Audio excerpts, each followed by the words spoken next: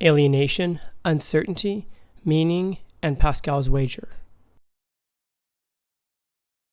When I consider the short duration of my life, swallowed up in an eternity before and after, the little space I fill engulfed in the infinite immensity of spaces whereof I know nothing, and which know nothing of me, I am terrified.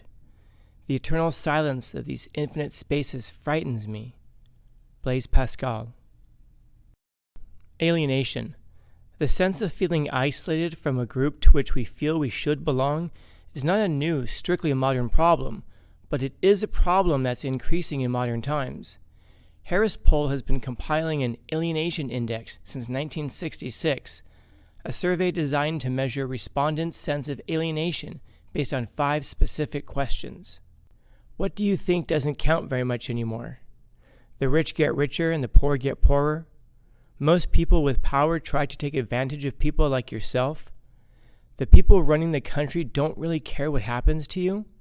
You're left out of things going on around you. In 2020, the poll found that 68% of Americans reported feeling alienated, up from just 29% in 1966. Other attitudinal surveys attempt to explain this growing sense of alienation. According to Gallup, in their professional lives, only 21% of workers report feeling engaged. However, 40% report being worried. 44% are stressed, 21% are angry. 23% feel sadness, and 33% feel pain for much of their workday. A lack of engagement, in concert with high levels of stress, worry, anger, sadness, and pain, contributes to a sense of alienation. A significant reason for the rising levels of alienation is hinted at in how Gallup reported their findings.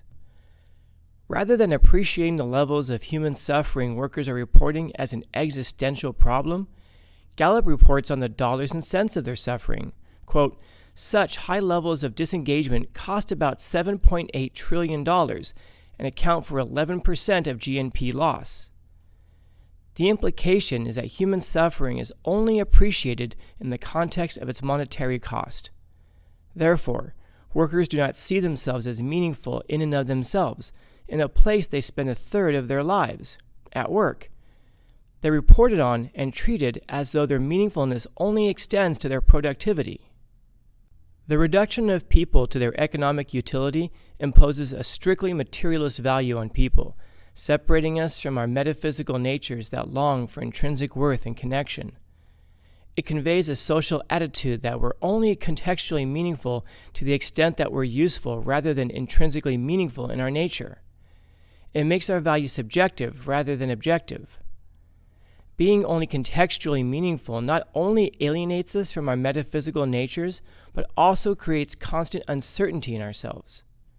We're perpetually left to wonder, am I productive enough to be meaningful? Or in the right way? Moreover, am I too productive? Do I make my superiors jealous? This inner questioning makes it impossible for us to attain the stability our nature longs for. 17th century French mathematician Blaise Pascal wrote of humanity's yearning for objective inherent meaningfulness. We sail within a vast sphere, ever drifting in uncertainty, driven from end to end. When we think to attach ourselves to any point and to fasten to it, it wavers and leaves us. And if we follow it, it'll lose our grasp, slips past us, and vanishes forever. Nothing stays for us. This is our natural condition, and yet most contrary to our inclination. We burn with desire to find solid ground and an ultimate sure foundation whereon to build a tower reaching to the infinite. But our whole groundwork cracks, and the earth opens to abysses. The sense of insignificance is heightened when a person looks out at the world from inside themselves. I am only one person among 8 billion whose problems don't amount to a hill of beans in this crazy world. We don't feel like we matter, and even if we did, it'd only be one part in 8 billion. Not even worth noting. We're not the center of the world. We're not even the center of our own worlds. Alienation is an ugly spiral. It leads a person who feels they don't belong to withdraw, furthering their sense of unbelonging.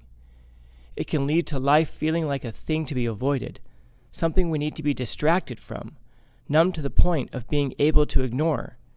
Therefore, entertainment becomes a person's central focus, furthering their withdrawal from real life.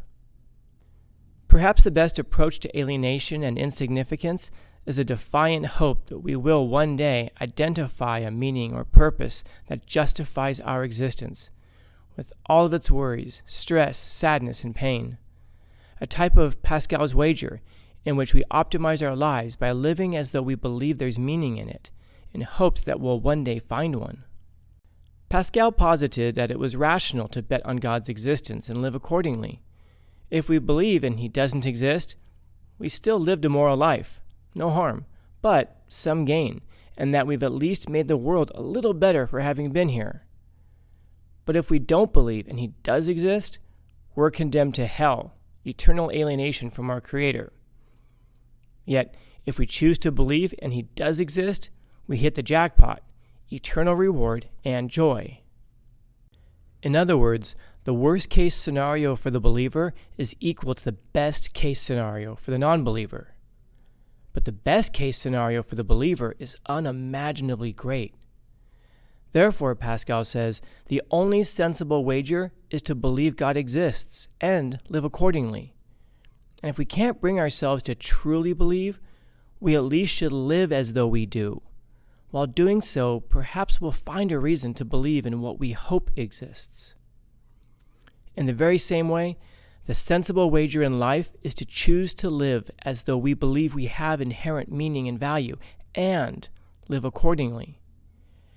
Even if others measure our worth to them in dollars and cents, even if we haven't yet discovered value and meaning, we must live as though we believe it's there. The worst case is that we live well. In doing so, we may even find meaning and joy. And if it turns out we find meaning, we also find joy and purpose. In other words, we find heaven on earth. But to live in heaven, we must choose to live in heaven, because whether we live in heaven or hell depends on how we choose to approach the world and our lives in it. Thank you very much for watching. It's much appreciated. I hope you got something useful out of it. Be well.